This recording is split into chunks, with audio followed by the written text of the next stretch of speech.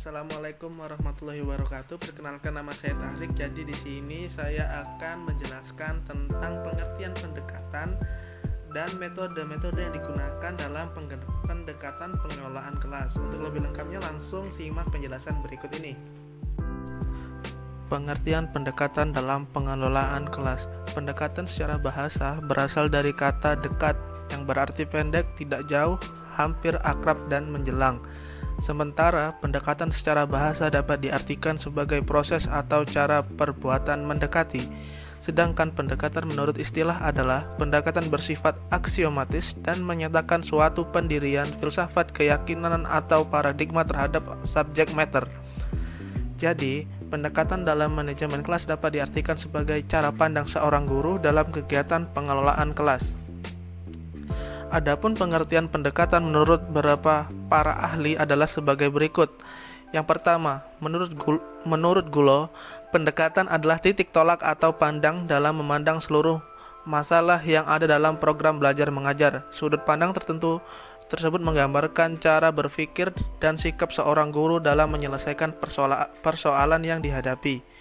Sedangkan menurut Sanjaya, pendekatan diartikan sebagai titik tolak atau sudut pandang kita terhadap proses pembelajaran.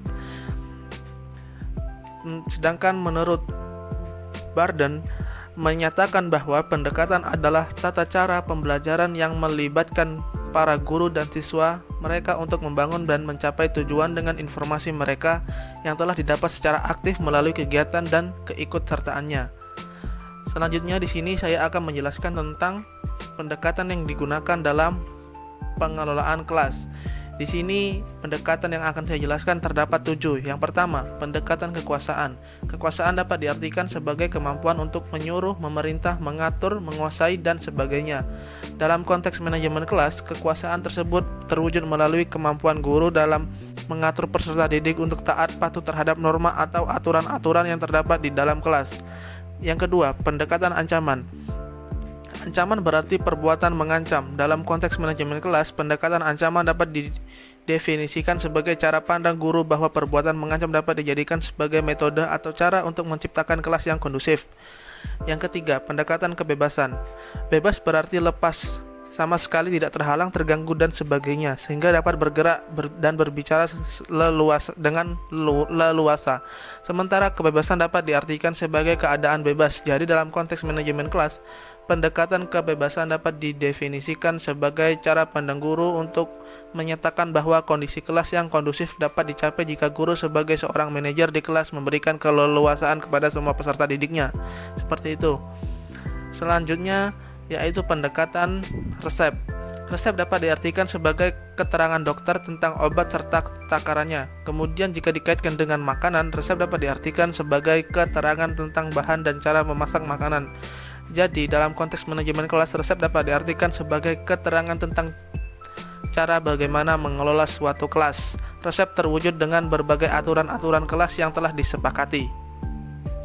5. Pendekatan pengajaran.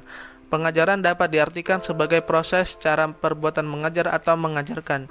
Jadi dalam konteks manajemen kelas, pendekatan pengajaran dapat diartikan sebagai cara pandang yang beranggapan bahwa kelas yang kondusif dapat dicapai dengan kegiatan mengajar itu sendiri. Terus poin yang keenam adalah pendekatan tentang perubahan perilaku. Pendekatan perubahan perilaku ini dapat disinonimkan dengan behavior modification.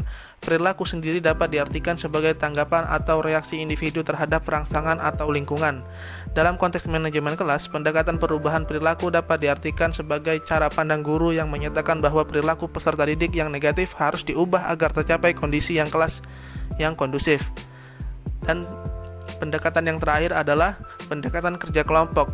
Menurut pendekatan ini, pengelolaan kelas dapat diartikan sebagai suatu proses menciptakan kelas sebagai suatu sistem sosial dan proses kelompok merupakan yang paling utama. Jadi, pendekatan kerja kelompok merupakan cara pandang seseorang yang menyatakan bahwa pengelompokan peserta didik dalam beberapa kelompok dapat dijadikan sebagai alternatif dalam menciptakan kelas yang kondusif. Baik, itulah video penjelasan dari saya. Mungkin teman-teman ada yang belum paham bisa mengulang atau memutar ulang video ini supaya bisa lebih paham tentang materi apa yang saya sampaikan. Untuk lebih kurangnya, saya mohon maaf. Billahi taufiq wal hidayah. Assalamualaikum warahmatullahi wabarakatuh.